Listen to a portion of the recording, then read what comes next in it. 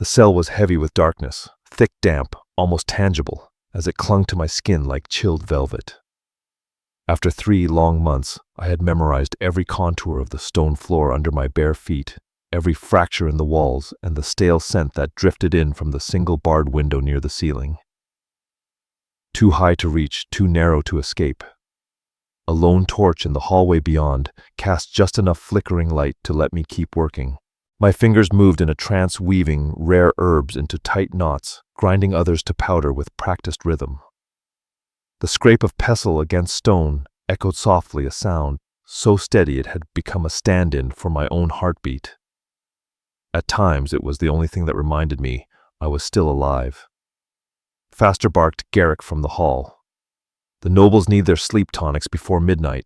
Full moons got 'em twitchy. I didn't look up. I knew better than to meet the eyes of a guard, especially Garrick with his ever-present sneer. My long blonde hair fell like a curtain between us as I kept grinding. Once I'd been proud of it, golden like sunlit fields. Now it was just something that made me more of a target, in a place where beauty could be more dangerous than a blade. "I'm working as fast as I can," I muttered, my voice rough, unused. "Not fast enough. Remember what happened to the last herbalist who couldn't keep up?" I did. Mirren had been older, fragile. Her joints had turned against her long ago. They dragged her off one night, and the screams that followed told me everything I needed to know. She never came back. But her absence lingered in this room more than any ghost could. My mother's voice echoed in my mind. "When the world turns cruel, Thalia, remember, hands that heal are never useless." She had taught me everything, herb by herb, season by season. Her final gift was a wooden pendant carved with a wolf ringed by healing leaves. It was tucked now beneath my thin dress, resting over my heart. They hadn't found it when they searched me. It was the only piece of my world I had left. "Time's almost up," Garrick growled. "Moon's nearly up." Right on cue, a distant howl sliced through the night. My spine stiffened. Not human. No. Not even close. The sound reverberated with raw power so deep it rattled the air, even behind stone. The wolves were on the move. They'd taken me 3 months ago during the raid on my village. I still didn't know why I had been spared. Others hadn't been so lucky. But once they discovered what I could do, my knowledge of plant salves and healing, they kept me alive. Even monsters, it seemed, needed medicine. Then came the silence. No more Garrick huffing. Just the quiet. I paused, listening. Then a dull thump. Keys clinking. Footsteps. Not Garrick's. Lighter. Measured. Intentional. "Is this her?" a voice asked. Deep. Steady. Not Garrick. This one held command, and something darker beneath. "Yes, my king came." A second voice, lower, anxious. "King." My heart stumbled. No one had said the king would come down here. "Leave us," the first voice ordered. Footsteps retreated. The torchlight flickered wildly as a figure stepped up to the barred door. Even from within the shadows I felt it, his presence. It pressed against the air like a storm ready to break. I didn't raise my head, but I could feel his eyes on me like fingers trailing over skin. Measuring. Judging. The lock clicked. The cell door groaned open. I didn't move. I didn't breathe. No one had stepped into this cell since they'd locked me inside. Food was shoved through a slot. Orders barked from behind stone.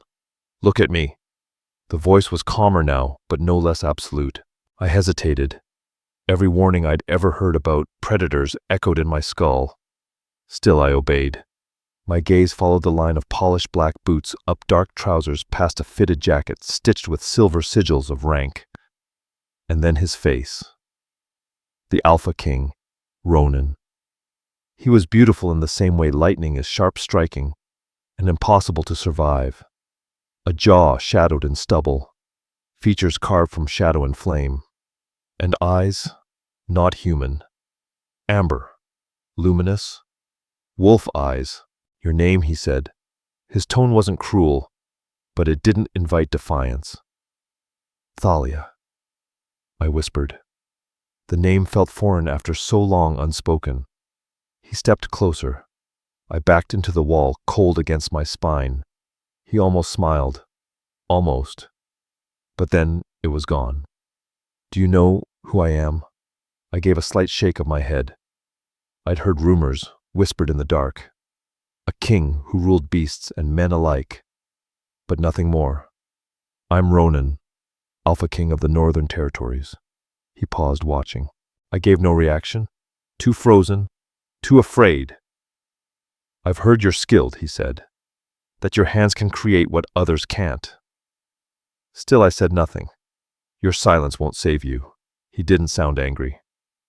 I've come to make you an offer. An offer. What kind of offer? My voice was barely audible. He moved even closer. His scent wrapped around me. Pine. Smoke. Wild air. Serve me directly, he said. Not from here. In the royal wing. I need someone with your talent. I blinked, trying to understand. Why me, I asked. His gaze darkened. That's not your concern. What should concern you is that I'm offering you freedom. He gestured to the walls, the damp straw I slept on, the cracked bowl I washed with. Unless you prefer this. I swallowed. Hard. And if I say no? His jaw tensed. Then you stay, making sleeping potions for arrogant nobles until your hands bleed and your mind breaks. He leaned in. I don't make offers twice, Thalia.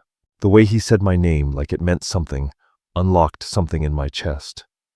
No one had spoken to me like that in months. What would I be making for you? He glanced at the herbs spread around me. Something worthy of real skill.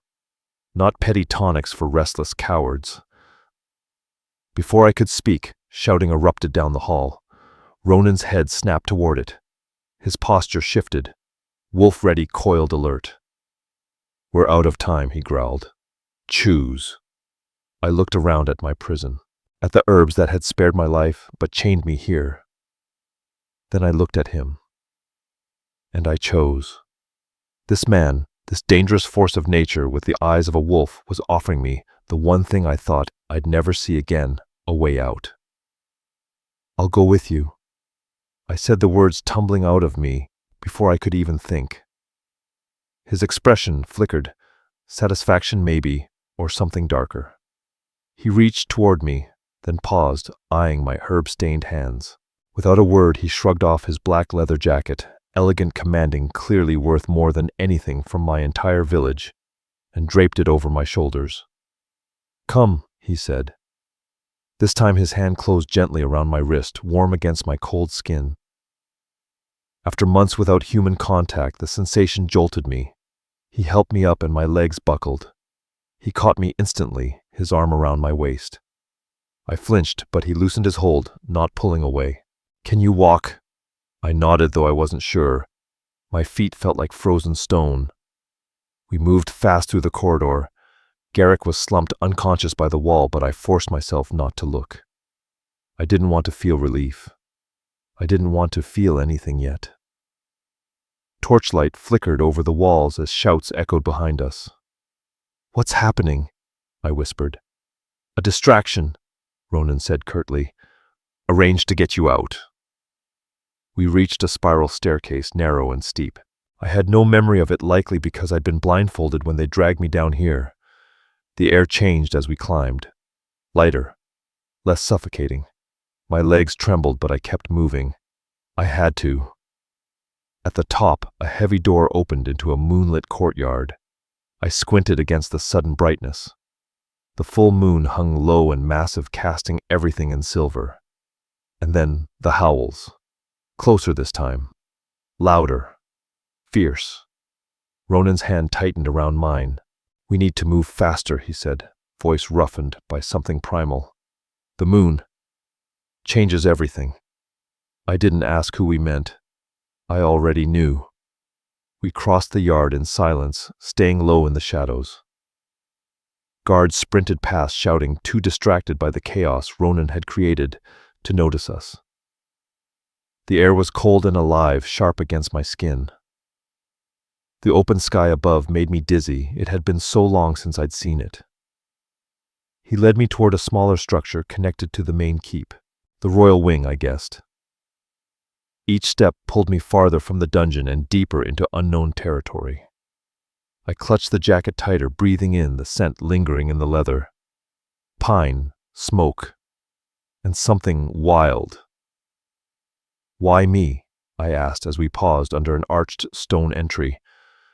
"There have to be other herbalists who aren't locked away." He glanced down at me, his amber eyes catching the moonlight. "None who know wolfbane and silver sage like you do." I froze. Those weren't ordinary herbs. They were for controlling werewolves. My mother had warned me never to speak of them. Never. He saw the fear in my face and gave a half smile, sharp, humorless. "You think I didn't know what you were crafting in that cell," he said.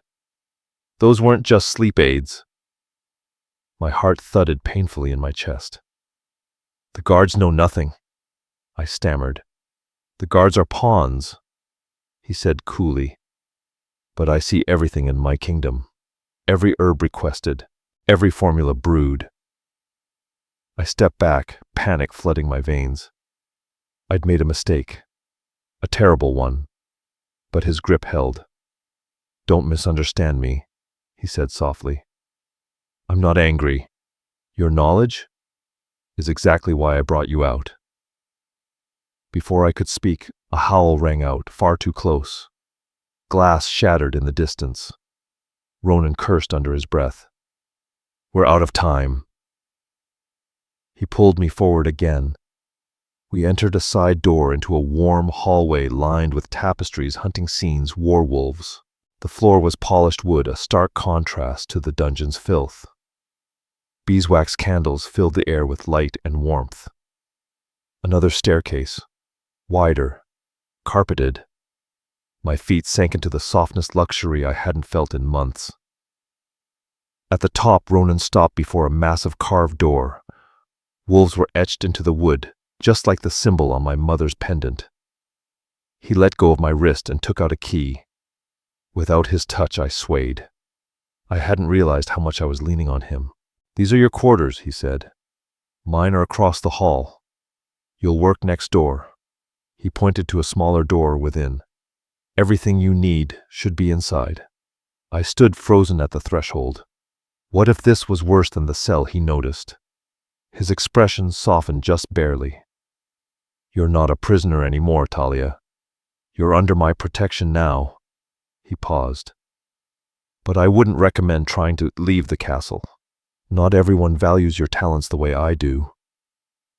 I stepped inside. The warmth hit me first, then the shock. A real bed with soft linens, a glowing fireplace, a copper tub in one corner, windows, actual windows. "Rest tonight, Gut," Ronan said from the doorway. "Tomorrow we'll discuss what I need you to make." I turned to him, heart pounding. "And what exactly do you need?" For the first time, his expression cracked. I saw something in his eyes, something fragile, almost human. "A cure," he said quietly. "I need you to make a cure." Before I could ask for what, he stepped back and closed the door behind him. A soft click of the lock. Not a prisoner, he'd said, yet still, locked in. I stood there wrapped in his jacket, the scent of him curling around me like smoke. The howls outside never stopped. I moved to the window, hand instinctively pressing to the pendant beneath my dress. Same wolf symbol. Same mystery. No way that was a coincidence. I had traded one cell for another this time, gilded, wrapped in warmth and shadow, and bound to a king with wolf eyes and secrets that ran deeper than any dungeon. And yet, as I looked at the night wide and open beyond the glass, I didn't regret it. Tomorrow the real danger would begin. But tonight, just for this moment, I allowed myself the fragile illusion of safety. I didn't sleep. Not really. Every howl twisted something inside me. Every distant shout sent my heart lurching. I kept waiting for the door to burst open, for someone to drag me back, but it never came. And when dawn finally broke soft and slow through the glass panes, I sat up aching not from stone, but from tension. This wasn't over. It was just the beginning. Ronan's jacket still lay where I'd placed it neatly folded at the foot of the bed. I reached for it, fingers brushing the soft black leather, still warm with the memory of his body heat. A knock startled me. "Come in!" I called, my voice rough from disuse. The door opened, and a young woman stepped in, carrying a silver tray. Her features were sharp movements, too fluid. She wasn't human. I could feel it. She was alert in the way only a predator could be. "The king sent me to assist you," she said, setting the tray down on a small table by the window. "I'm Vela." "Thalia," I offered cautiously, though she already knew. She gave a brief nod, her lips curling in the barest hint of a smile. "The herbalist," she murmured knowingly. Vela moved to a wardrobe I hadn't noticed the night before. She opened it, revealing several neatly arranged dresses, simple, functional, but finely made. "These should fit. When you've eaten, I'll take you to the workroom." I turned to the tray, fresh bread, ripe fruit, and something savory. My stomach clenched at the sight, painfully awakened after months of thin gruel. "Thank you," I said softly as I moved toward the food, wary of its generosity. Vela studied me for a moment. "No one here will harm you," she said abruptly. "Not while you're under the king's protection." I met her gaze. "And how long does that last?" Her expression didn't shift. "That depends on you." Then she turned to the door. "I'll return soon. There's hot water behind the screen." After she left, I ate slowly, savoring each bite with reverence, afraid of making myself sick after so long starving. The basin behind the screen steamed softly, scented, faintly with lavender. I washed slowly, letting the warmth ease the grime and pain of the past months. I wept quietly, not from sadness, but from the relief of being clean again. I chose a simple gray wool dress from the wardrobe. It fell to my ankles and concealed the bruises and scrapes still fading from my time in chains.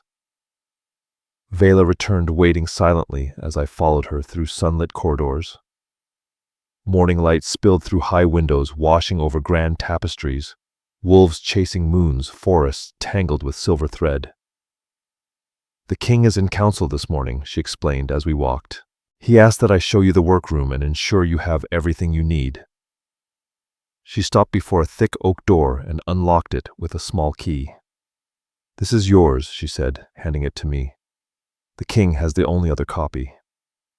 Inside the workroom stunned me into stillness.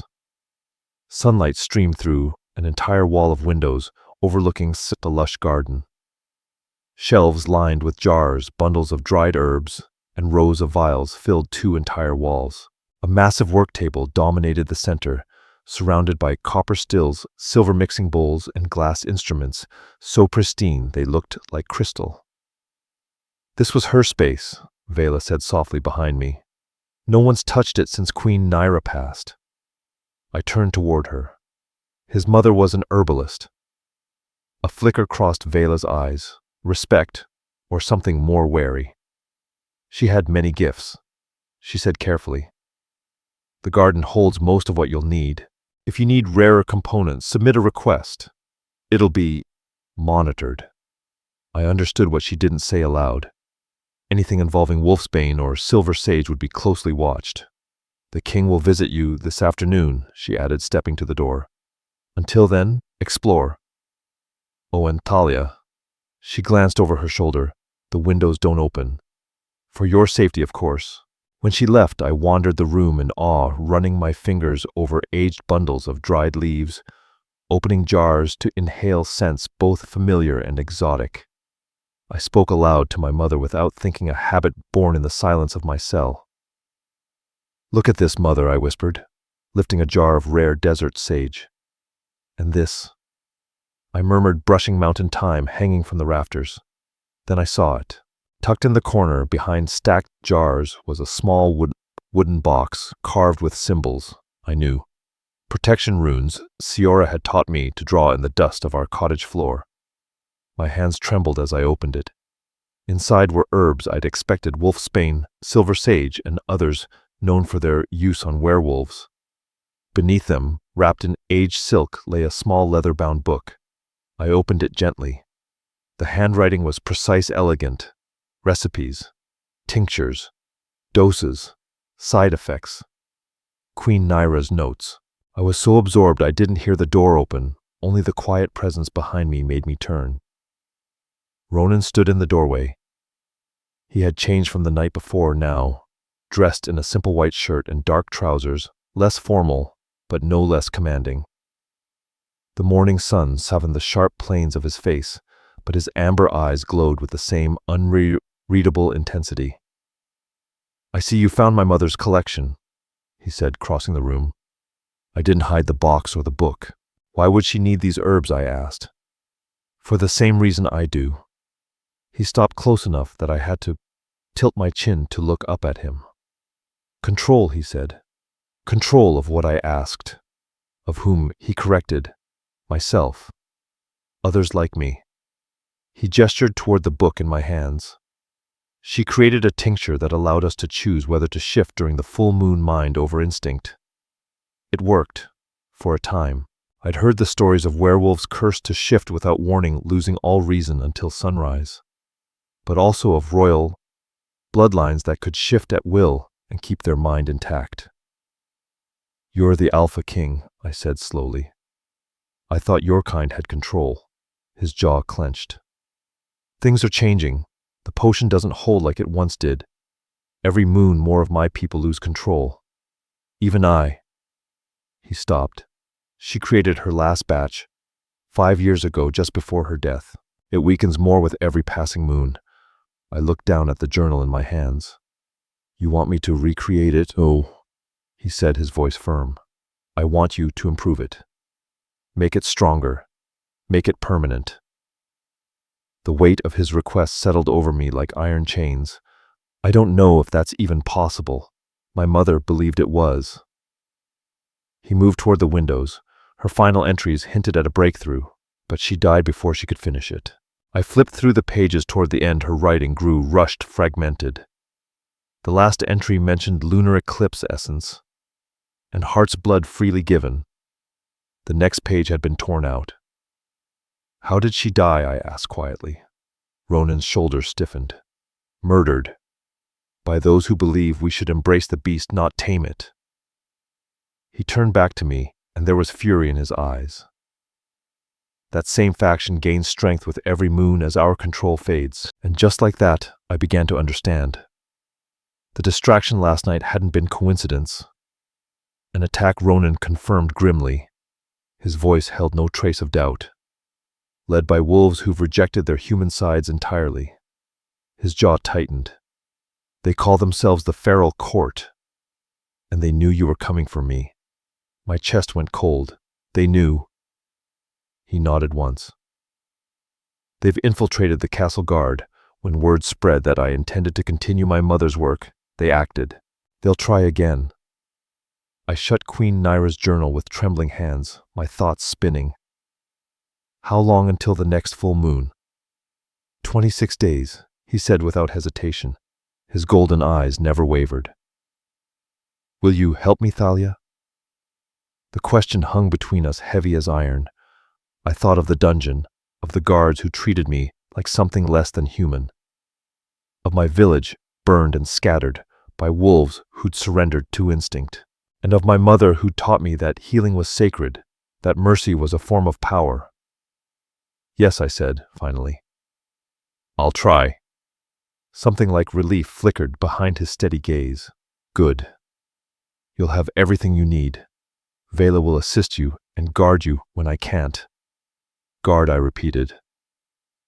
"For your protection," he said, echoing Vela's earlier warning. His tone darkened.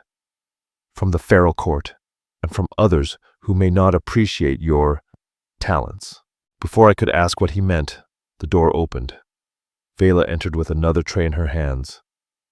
"Your midday meal," she announced coolly, setting it on the work table. Thank you, Vela, Ronan said. Tell the council I'll join them shortly. When she was gone, he paused at the doorway. One more thing, Thalia. I looked up. The jacket I gave you last night, keep it close. My scent will warn others that you're under my protection. I blinked. So that's why you gave it to me, for protection. Something faint, almost human, flickered across his face. Embarrassment, maybe. Among my kind scent marks territory, those loyal to me won't touch what bears my scent. His expression hardened. Those who aren't, well, at least I'll know who to punish. And with that quietly dangerous promise, he left me alone with the Queen's journal and an impossible task. I spent the rest of the day buried in Naira's notes, chasing her logic through fragile pages. The tincture's foundation was clear wolfsbane to suppress transformation without killing the drinker, silver sage to preserve mental clarity, and a delicate mix of herbs to temper the poison's bite.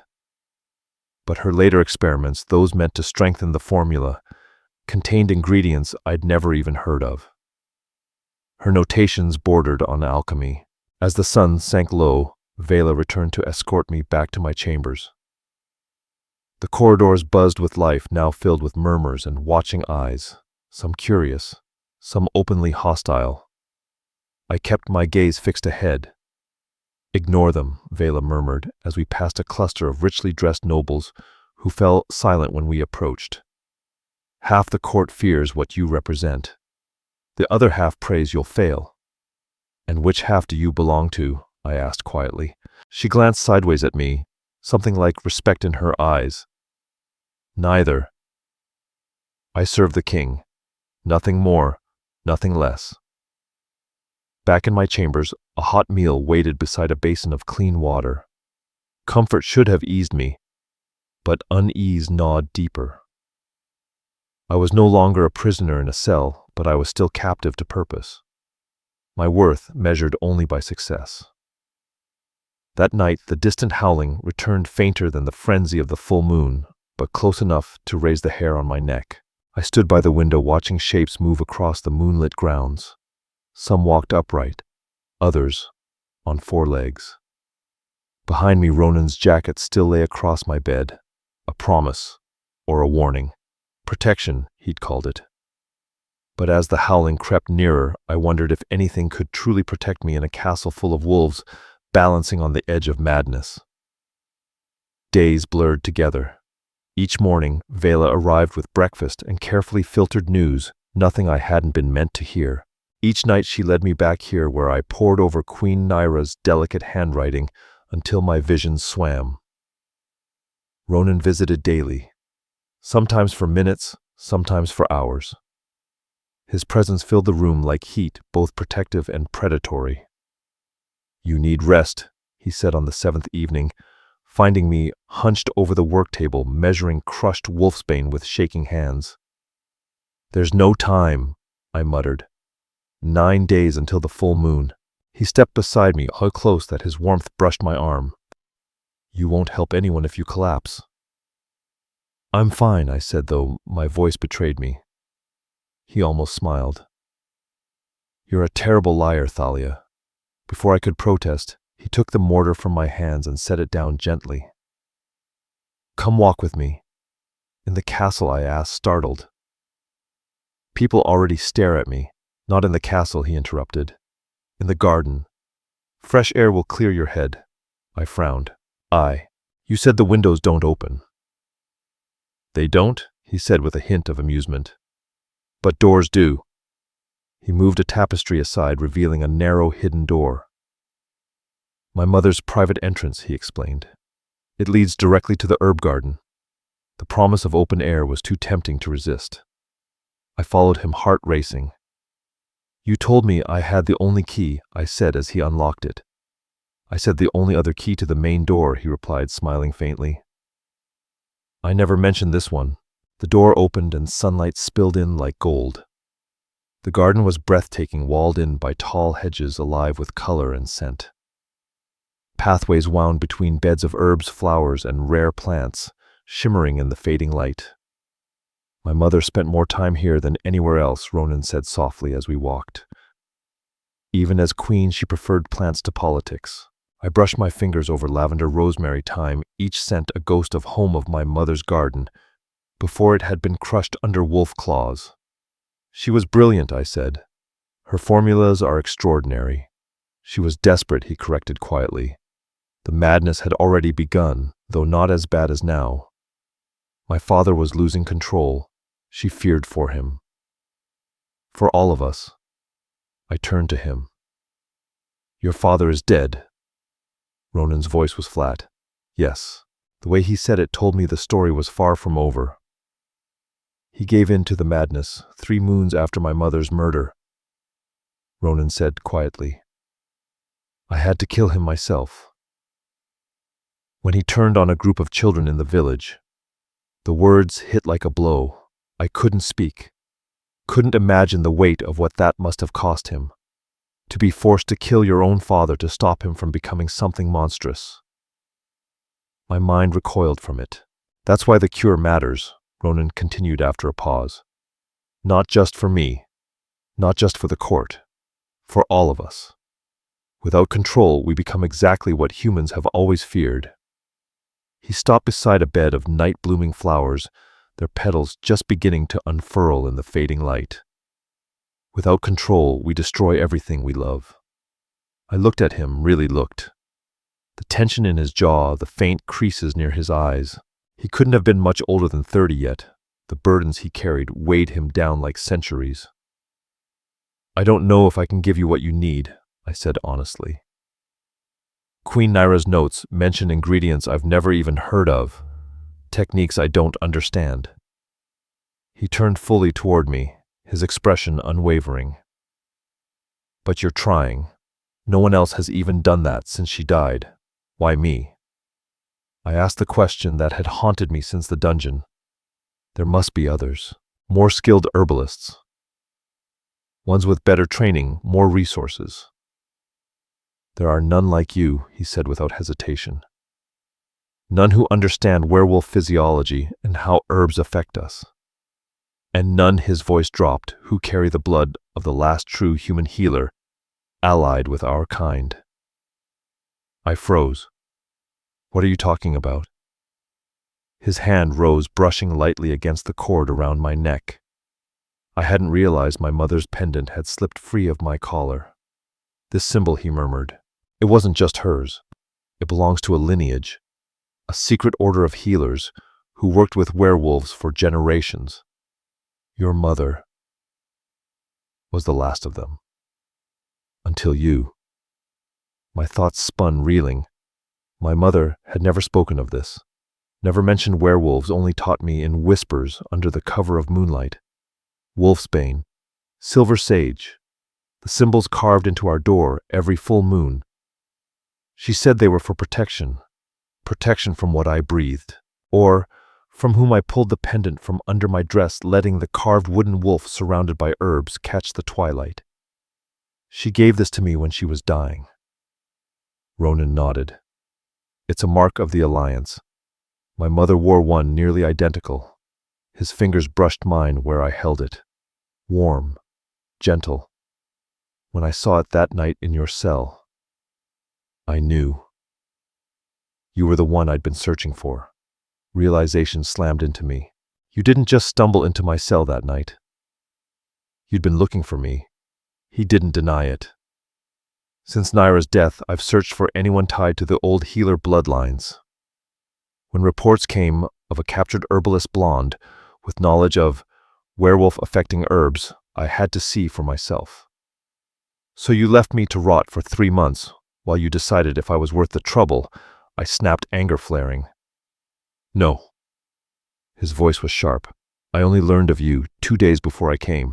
The nobles who orchestrated the raid kept your identity hidden. They feared what I might do if I found out they'd taken a healer. My fury dimmed, but didn't vanish. Why would they be afraid?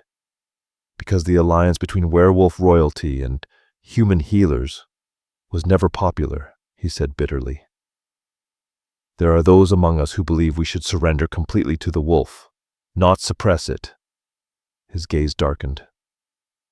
Some of those nobles, likely support the feral court, openly or in secret. A chill crawled down my spine. Then I'm in more danger than I realized. So am I, he said softly. So is anyone who believes peace between humans and werewolves is possible. His hand moved from my pendant to my cheek. The touch was brief, barely there, but it left me breathless. That's why your work matters, Thalia, he murmured. It's not just a cure. It's hope. The weight of it pressed down on me, a legacy I hadn't asked for, but had been prepared for in the only way my mother knew how. There's something else, Ronan said, his voice lowering further, as if afraid even the garden might be listening. About my mother's death. I held still. I believe it was tied to her research, to the last page of her journal, the one that's missing. You think it held the key to a permanent cure, I whispered. He nodded. And I think her killer took it. I breathed the next thought before he could. The feral court might have it. Yes, his voice was grim, which means we're in a race. If we don't finish her work before they figure out what she discovered. He didn't need to say it. The threat hung unspoken between us. We walked in silence through the winding garden paths, twilight descending like a hush. The moon, now half full, hovered above the hedge line, watchful, bright, merciless. In 2 weeks, I thought. It'll be full, and Ronan's control will be tested. Tell me the symptoms, I said suddenly. What does the madness look like? He exhaled slowly, gaze flicking to the moon. It starts small. Restlessness, irritability, insomnia. Then, the shift comes earlier, unexpected, unwanted. He looked away. As the moon nears full, the wolf begins to overtake the man. Rational thought slips. Loyalty fades. Pack bonds fracture. The wolf sees no friend, only threat. And the current tincture, I asked. It delays the symptoms, he said tightly. Helps us stay ourselves during the shift. But every moon it's weaker. It used to hold us for 3 nights. Now we're lucky if it works for 1. I remembered Naira's frantic scribbles in the journal, her attempts to strengthen the dose. She tried increasing wolfsbane, I said quietly. He nodded. And nearly killed my father. The balance was delicate too much, and the mind broke. Too little, and the beast surged. A thought hit me. Have you taken the tincture recently, 2 nights ago? He hesitated. It helped for a while, but I could feel it. The wolf fighting back harder. I drew in a breath. A risky idea forming. I need to see it. The effects, the shift, what works, what doesn't. His head snapped toward me. You want to watch me transform? I have to, I said. Reading about it isn't enough. I need to witness the failure of the tincture with my own eyes if I'm going to fix it. That's dangerous, he warned, voice low. You said I'm under your protection? I reminded him. Does that only count when I'm locked in a room? His eyes narrowed. Amber flared in the shadows. You don't understand what you're asking. I do, I said. And I'm asking anyway. A long silence stretched between us. Then finally he nodded, short and sharp. Very well. But not here. Not in the castle. He looked toward the woods beyond the garden walls. There's a clearing, he said, enclosed by mountain ash trees. That's where it'll happen. Mountain ash creates a natural barrier, Ronan said. No werewolf can pass through it. A cage, I whispered. A precaution, he corrected. For your safety. As we turned back toward the workroom, I felt a strange mixture of fear and clarity tightening inside me. Tonight, I'd face the truth buried beneath Ronan's human skin. Tonight, I'd witness the beast I was meant to help contain. In the workroom, I gathered what I needed, Queen Naira's journal, blank parchment ink, and a small vial of the existing tincture. My fingers trembled only slightly. Vela arrived just as we were preparing to leave. Her eyes flicked from me to Ronan, concern flashing behind her otherwise controlled expression. This is unwise, my king, she said firmly but respectfully. The court already whispers about the human. Taking her into the woods at night will only feed the rumors. Let them whisper, Ronan replied coldly. Gossip doesn't outweigh what's at stake. Vela's jaw tightened. Her gaze swept to me, then back again. At least allow me to accompany you for added protection. I expected him to agree, but he shook his head. No. I need you here, watching the ones most disturbed by Thalia's presence. Report anything unusual to Jorek directly. For a moment, Vela looked ready to argue, but then she bowed her head. As you wish, my king. We left through a narrow service corridor, one that allowed us to slip from the castle unnoticed. Before stepping out into the night, Ronan handed me a dark green wool cloak. The nights turn cold, he said simply. I took it gratefully and wrapped it around myself as we crossed the grounds. The forest rose ahead like a living shadow, thick and ancient. Each step toward it sent a chill down my spine. I could feel its eyes watching from the dark. I couldn't tell if they were friend or foe, maybe both. The forest welcomed Ronan like it knew him. Branches swayed above us, blocking the moonlight. Roots curled from the earth, grabbing at my boots. Ronan moved easily, guiding me with a quiet touch on the arm or shoulder when the path grew treacherous. Stay close, he murmured, voice low and rough. The forest obeys me, but not everything in it does. I pulled the cloak tighter. How much farther? Not far, he said, pausing to tilt his head, listening to something I couldn't hear. Just beyond that ridge. We climbed in silence. The air thinned slightly as we reached the summit. Then the trees fell away and revealed a perfect clearing, a moonlit ring surrounded by ghostly mountain ash, their pale bark glowing like bone under silver light. Ronan stepped to the edge of the clearing, but didn't enter. This circle is the boundary. Once I cross, I can't leave until sunrise breaks the spell. And if something goes wrong, I asked. He turned to me, those amber eyes steady and sharp. Nothing will, he said. But if it does, if my eyes turn blood red instead of gold, run. Don't hesitate. Don't look back. A sharp chill slid down my spine, but I nodded. I understand. He held my gaze for one more heartbeat. Then he stepped into the clearing, clutching the vial in his hand. I remained at the edge, journal open in my lap quill, ready. In the moonlight, Ronan uncorked the vial and drank. His throat worked once, twice, and then nothing. Stillness. Then his body convulsed. He dropped to one knee, gasping, spine arched like a bow ready to snap. The fabric of his shirt strained as muscle and bone twisted beneath the skin. I wrote quickly, fingers moving faster than my breath. His hands clutched his arms. Claws burst from his fingers, shredding through cloth. His jaw elongated, teeth reshaping into fangs. His shoulders broadened. His spine curved. Bones cracked in a horrible grinding rhythm, the sound thick and wet. But he never screamed, only panted sharp and raw. His restraint was terrifying.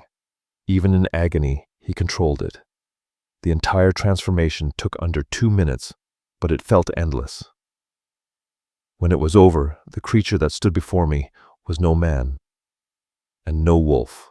He was something in between, massive upright fur covering sinewed limbs, claws gleaming under moonlight. But the eyes remained amber. Ronan, I whispered. The werewolf nodded. A sharp, jerky motion like every second was a battle. He moved one step, then two. His gait was fluid, balanced, still aware. Then with effort he spoke. The tincture's working, he growled. His voice was rough, deeper, but unmistakably his. For now, I moved closer to the edge of the circle, careful not to cross the line of ash. From here I could see the tremors in his muscles, the tension in his limbs as though he were barely holding the form together. How does it feel? I asked, pen poised. He paced the ring like a caged predator. Like fire under my skin, he rumbled. 2 minds. At war. The wolf wants to break the circle. It sees the ash as challenge, not barrier. How does this compare to past shifts? A low growl built in his chest. Stronger. The wolf is louder. It wants more. I noted everything. My mind raced already, formulating what might need to change. Nira's notes had warned of this. Each transformation fed the wolf's dominance, the mind of the man slipping further beneath the surface. For nearly an hour I questioned him, and he answered with remarkable detail at first. But as time wore on, his words grew rougher, shorter, until, without warning, he staggered. A snarl ripped from his throat. Ronan. He lifted his head and my breath caught. One eye still glowed amber. The other had turned blood red. Run, he snarled, voice a broken echo of humanity. I stood frozen at the edge of the clearing, heart hammering, unable to look away as Ronan, no longer a man, but something wild and feral, thrashed against the invisible wall of mountain ash. His claws ripped into the dirt, his roars growing more guttural, less human with every passing second. The tincture was failing, faster than either of us had feared. Thalia, the voice shredded and strained, broke through, for a moment, human still, trembling under the weight of the beast.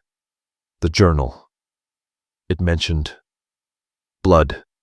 He convulsed again, shoulders snapping violently, and when he looked back at me, both eyes flared amber, warring with crimson. Heart's blood, freely given. Whatever he meant to say was lost, as a raw, furious howl tore from his throat and echoed through the forest. When his gaze returned to me, it was no longer Ronan behind those eyes. It was the wolf, fully awakened, fully unchained. I stepped back instinctively. The warning he'd given me rang in my mind. If my eyes turn red, run. But I didn't. I couldn't. Because in that half-finished sentence he'd given me something more. A clue. Heart's blood freely given. I'd seen that phrase buried in Nira's final pages, too fragmented to decipher until now. Not taken. Not forced. Freely given. My hand went to the pocket of my cloak, closing around the silver herb knife I always carried. I set the journal down on a flat stone and drew the blade across my palm. Not deep enough to harm, but deep enough to bleed. Blood welled in the moonlight, dark and thick. Dominic. I called, voice steady, even as fear coiled tight around my chest. This is given freely. To help you. To bring you back. I stepped forward and pressed my bleeding palm against the edge of the barrier. At first nothing. Then the blood shimmered, glowing faintly with an inner light, as if it awakened something dormant in the circle. The magic rippled outward from my touch, a pulse of energy that ran along the invisible border like fire through wire. The beast recoiled with a hiss, baring its teeth, but it didn't strike. I pressed harder, feeling heat where my blood touched the unseen magic.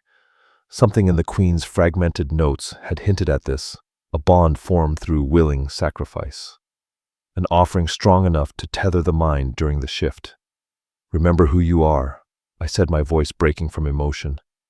Remember your mother's purpose, why you brought me here, what you're trying to protect. The creature Ronan paced the circle, agitated. Every inch of him was tension and conflict, but he listened. I could feel it. The red eyes locked on mine, and something flickered there, a flicker of recognition. I kept talking about the garden, the weight of his people, the responsibility that set him apart from the others. My hand throbbed. My knees buckled. Still I didn't pull away. The wolf slowed. His head lowered. A tremor rippled through his limbs. The blood red of his eyes dimmed slowly, painfully, until the gold returned. Until the man reclaimed the beast. He collapsed to his knees inside the circle, shaking violently. Thalia, he gasped, the word mangled through fangs, but clear. Relief broke over me like a wave.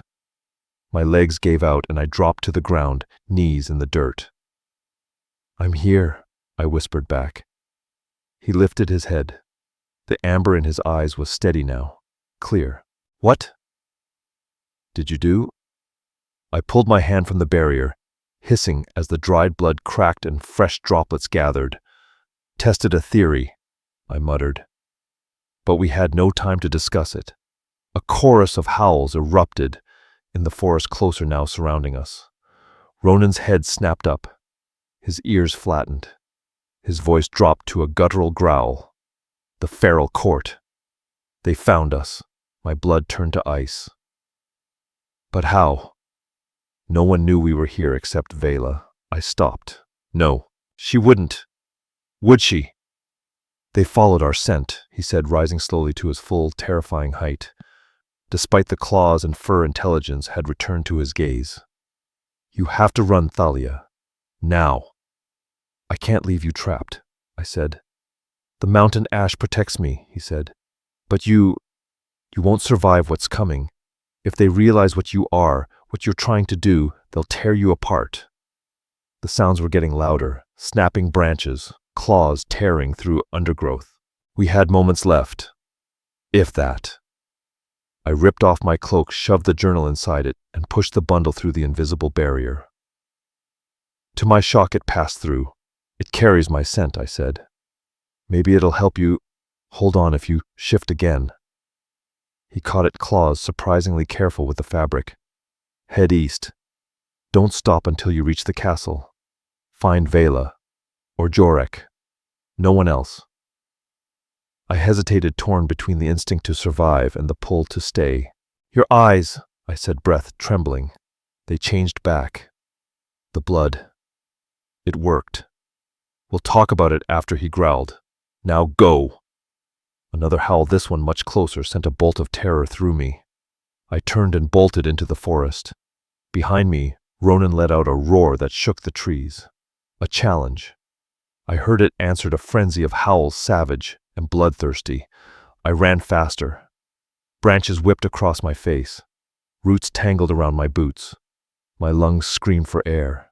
My palm throbbed in sync with my pounding heart. I didn't look back. I didn't dare. The trail curved hard to the east, just as he said, just like he'd planned. Ahead, I heard water rushing. A narrow stream shimmered silver under the moonlight. I dropped to my knees, plunging my injured hand into the cold current. Pain jolted through my arm. The blood washed away, but the cut still seeped. Then a sound behind me, a twig snapping. I turned. It wasn't Ronan. A massive gray werewolf stepped from the shadows, eyes glowing crimson. Unlike Ronan's form, there was no trace of humanity in this one. Just hunger and rage. A feral. Sent to hunt me while the others took down their king. I backed away slowly. I couldn't outrun it. Couldn't fight it. My only hope was to reach the castle and pray someone loyal would be waiting. But the castle was still too far, and the beast behind me too close. The gray werewolf advanced slowly, savoring the chase, crimson eyes locked onto me, like a predator relishing its kill. Its lips peeled back to reveal razor fangs, each one glinting under the moonlight. I backed away until bark scraped my shoulders and ancient oak at my back. Nowhere left to run, my mind raced. Climb it would follow. Fight. My silver knife was laughable against that. And then I remembered the pendant at my neck, Siora's gift, the symbol of the ancient pact between healers and werewolves. With trembling fingers, I pulled it free and held it up like a talisman. I'm a healer, I said, voice stronger than I expected, protected by the old alliance. The werewolf paused, just for a heartbeat. Its eyes flicked to the wooden pendant. For one moment, one fragile breath, I thought it might work. That even in this feral, broken mind, a spark of memory or honor remained. Then it lunged. I threw myself to the side, hitting the ground hard as the claws shredded bark where I'd stood. Splinters sprayed through my hair as I scrambled across the forest floor. The werewolf spun with a snarl, ready to pounce again, but something slammed into it from the side. A blur of black fur, muscle, fury. They crashed together, a storm of fangs and claws. I pressed against a fallen log heart in my throat. The second werewolf, larger, darker, was Ronan. Somehow impossibly, he'd broken free from the mountain ash circle. They tore into each other with terrifying violence. Blood flew dark in the moonlight, their snarls shaking the night itself. But there was a difference. The gray one fought like a savage, pure rage and instinct. Ronan fought like a warrior. Even transformed, he moved with discipline, guarding his throat, countering with precision, striking vulnerable points with purpose. They rolled across the clearing. Ronan finally pinned the gray wolf claws pressed to its throat, ready to end it, but he hesitated. Amber met crimson, recognition, doubt, and that moment of mercy nearly killed him. The gray wolf bucked violently, throwing Ronan off. It rose breath-ragged, re-evaluating its odds. Then it turned and bolted into the brush, fled. Silence fell. Only the wind and insects dared remain. Ronan stayed tense, ears tracking the sound of retreat. Only when it faded fully did he turn to me, amber eyes glowing through the dark. I stood on shaky legs, wincing as my bleeding palm brushed the bark. "You escaped the circle," I managed. A statement more than a question. He approached slowly, as if worried I might bolt. "The blood magic," he said, voice rough, fangs still prominent. "It didn't just restore my mind. It weakened the ash barrier. Temporarily." I looked down at the pendant in my hand. "That's not in the Queen's journal. Maybe she never tested it," he said. Then, despite everything, he reached for my injured hand. Gently, carefully. "You're still bleeding." His claws never touched me, but his eyes scanned the wound like it mattered. "It's not deep," I said. "Deep enough to bring me back," he replied softly. "Heart's blood freely given." I never understood what Naira meant. Not until tonight. A rustle behind us snapped both our attention toward the trees. Vela emerged, moving with eerie grace. Her transformation was subtle, eyes glowing faintly, features sharpened, but she was still recognizably herself. "My king," she said, bowing briefly. "The castle is secured, but Malric is missing, and several guards loyal to him." Ronan's growl vibrated the air. I suspected as much. "The feral court?" I asked. Vela nodded. "He's likely their contact inside the walls. When he realized you left together tonight, he made his move. He set a trap." Ronan finished. His gaze returned to mine. "But it failed." He stepped closer. "We need to return. The forest isn't safe, and dawn is still hours away." We moved quickly through the woods, tense alert. Ronan led in his wolf-form senses, sharp ears twitching with every subtle sound. Vela moved behind me, melting in and out of shadows, scouting the darkness. I stayed between them, hand pressed to my chest, mind spiraling. Heart's blood freely given. Not just a component of the tincture. A key, a catalyst, a bridge between minds, a way to anchor the soul. The castle finally came into view, rising from the trees like salvation. Its torches flickered gold against stone walls. We approached a hidden door, one I hadn't seen before, concealed beneath ivy. Vela pulled a silver key from around her neck and unlocked it. Ronan turned to her. "My chambers." Quietly. "We don't risk the main halls." We crept through servant passages and stairwells, until we emerged in a corridor I knew right outside my room. And his, just like he'd told me on that first night. His chambers were large but unadorned. Practical furniture, maps, books. No signs of royalty, just a man at war. "Vela," he said, "find Jorek and bring supplies. Thalia's hand needs tending." She vanished wordlessly. Ronan walked to a sideboard, poured water into a basin. The gesture was almost domestic, strange on a creature who had just fought with claws and teeth. "Your hand," he said, nodding to the basin. I hesitated. He stepped back, giving me space. "I won't hurt you, Thalia," he said, voice low. "The tincture, it's done." what you did with your blood." Ronan's voice dropped as he watched the red swirl dissolve into the basin. It created a different kind of anchor.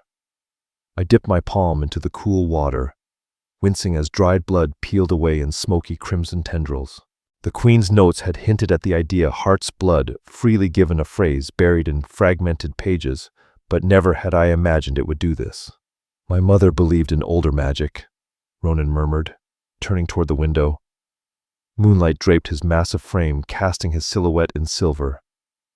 Magic older than our bloodlines. Before werewolves. Before humans split into species and drew lines. Blood magic. Bond magic. He faced me again. Even with claws and sharpened features, his expression was deeply human. Magic that demands sacrifice. A cold shiver ran down my spine. What kind of sacrifice? Before he could answer, the door opened. Vela stepped in with a tall, broad-shouldered man following behind. His face was hard, weathered, human. But the way he carried himself, the scars on his hands, the sword strapped across his back, told me all I needed to know. Jorek Ronan acknowledged. My king, Jorek, bowed slightly, then glanced at me before returning to Ronan. "The castle is secure. We searched Malric's quarters, found letters, detailed correspondence with known sympathizers of the feral court. And Malric himself," Ronan asked, voice flat. "Gone," Jorek said. "We believe he ran the moment his trap failed." Vela set a small wooden box on the table beside me and began tending to my palm with quiet efficiency. The salve she used smelled like honey thyme and something cooling. She wrapped the linen tight and clean. "Thank you," I said quietly. Vela gave a single nod, but her eyes held something new. Respect. "The king told me what you did last night," she said. "Blood magic like that. It's rare, dangerous, powerful. I didn't know what I was doing," I admitted. "It just happened." "The best magic usually does," she replied cryptically, and stepped back. Ronan issued quiet orders to Jorek, tightening the guard, interrogating anyone connected to Malric. As they spoke, I found myself watching him, not as a captive or a healer, but as a subject of study. Even in his altered state, he moved with purpose. Authority. His voice, though strained, carried clarity, and his eyes were still amber. The red hadn't returned. Whatever my blood had done, it was holding. When Jorek left, Ronan turned to me again. "You should rest," he said. "It's been a revealing night." "How long will you stay like this?" I asked, curiosity outweighing exhaustion. "Until dawn," he answered. "The moon wanes with the sun." I nodded, mental notes forming for the Queen's journal. "And how does it feel?" Different than the tincture, a flicker of dry humor lit his expression. "Always the healer. Knowledge is survival," I countered, "and what happened tonight might be the key to something bigger." He considered, then slowly flexed his clawed fingers. "The tincture pushes the wolf down, suppresses it. But your blood..." His eyes met mine. "It doesn't suppress. It binds. It integrates." He looked down at his hands. "For the first time, I'm not fighting it. I am both. Human and wolf. Not battling each other, but sharing the form." My heart thudded. The Queen's final notes, her dreams of balance, not control, they were right. She hadn't wanted to cage the wolf. She'd wanted to make peace with it. "I need to get back to the workroom at first light," I said. "We might be closer to modifying the tincture than we thought." Ronan nodded. "Rest first. Vela will walk you back." I paused near the door. "The werewolf in the forest." I hesitated. "You knew him." His jaw clenched. "My brother," he said. "Draven." I froze. The shock must have shown on my face. "He was the heir before me," Ronan continued. "Turned feral 3 years ago. He's the one leading the feral court now." "You could have ended him last night," I said quietly. "Why didn't you?" He looked at me, amber eyes full of ancient grief. Because he's still my brother, no matter what the madness has taken from him. And because I still believe there's a cure. His words hit hard. This wasn't just about survival. It was about redemption, family, a kingdom, a future. One where humans and werewolves didn't just coexist, but healed together. We'll find it, I whispered. Together. Light spilled through the glass of my chambers, golden and soft. I'd barely slept. My dreams were a blur of glowing red eyes, Ronan's beast-like face, and the heat of blood magic coursing through me. Vela arrived with a tray and the morning news. Malric is still missing, she said as I dressed, but some of his supporters were captured. The castle's secure, but the nobles are restless. They know about us, I asked, pinning back my hair. They suspect, she said, and they're afraid. Change threatens people who profit from chaos, even if that chaos ends in ruin, especially then. Back in the workroom, I found Ronan already waiting, human again, though pale. His shirt was loose at the collar. The shadows beneath his eyes betrayed the toll of last night's battle. "How's the hand?" he asked without preamble. I held it up. "Healing. And you?" "Better than expected," he said. He moved to the window, staring down at the herb garden below. "Whatever your blood did, it didn't end at the boundary." I slept without dreams for the first time in months. I went still. That wasn't in the Queen's notes. She wasn't trying to suppress, I murmured, flipping open her journal. She was trying to harmonize the wolf and the man as one. Ronan nodded. Balance, not control, not wolf's bane to poison the instincts, but human blood to weave them together. I turned to the final pages. There it was, again, lunar eclipse essence. Harvested during the rare moment of alignment, sun and moon balanced. Neither dominant. Ronan's voice dropped to a whisper. The next lunar eclipse is in 11 days. One night before the full moon, I added. Our eyes locked. Barely enough time. But enough, he said. With your mother's notes, I murmured, and my blood. Freely given, he finished, glancing at my bandaged palm. Something changed in his expression then. Not just gratitude. Something deeper. You risked everything for me last night. Why, I looked down, fingers brushing the journal's worn pages. My throat tightened. Because you offered me a way out of that cell. Because your mother's work deserves to be finished, I said, my voice steady. Because I hesitated. But then, I looked into your eyes and I saw something worth saving, something human, something still fighting. Ronan circled the tables, stepping closer until we stood eye to eye, the Queen's journal spread between us. And if saving that humanity takes more blood, he murmured, more magic, more sacrifice, then it will be freely given, I said without blinking. A stillness fell, but not cold. Something shifted in his gaze. Not just gratitude, hope, maybe even trust, fragile newborn, but real. His hand reached for mine, carefully avoiding the bandage as his fingers slid between my own. The contact sent a jolt through me. He was still warm, still him. 11 days, he whispered, to forge a cure, to stop my brother, to end this war, to save all of us. I tightened my grip, anchoring us both. 11 days to choose peace over instinct, to find the balance. Outside, the sun continued its climb, flooding the room with light. The scent of crushed herbs drifted in through the open windows. Down in the garden, leaves shimmered in the breeze, waiting to be cut, to be blended, to become something more, just like us. He was not just Alpha, not just Wolf, and I was no longer just a healer or a prisoner. I was part of this legacy now. We turned together toward the Queen's journal, toward the unfinished formula that could reshape everything. The cure wasn't just for Ronan anymore. It was for Draven, for Naira and Kaelin, for the children not yet born into war, for peace between two worlds.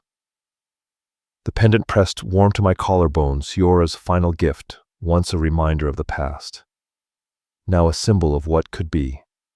11 days. To chase a miracle, to change fate, to change the world. We began.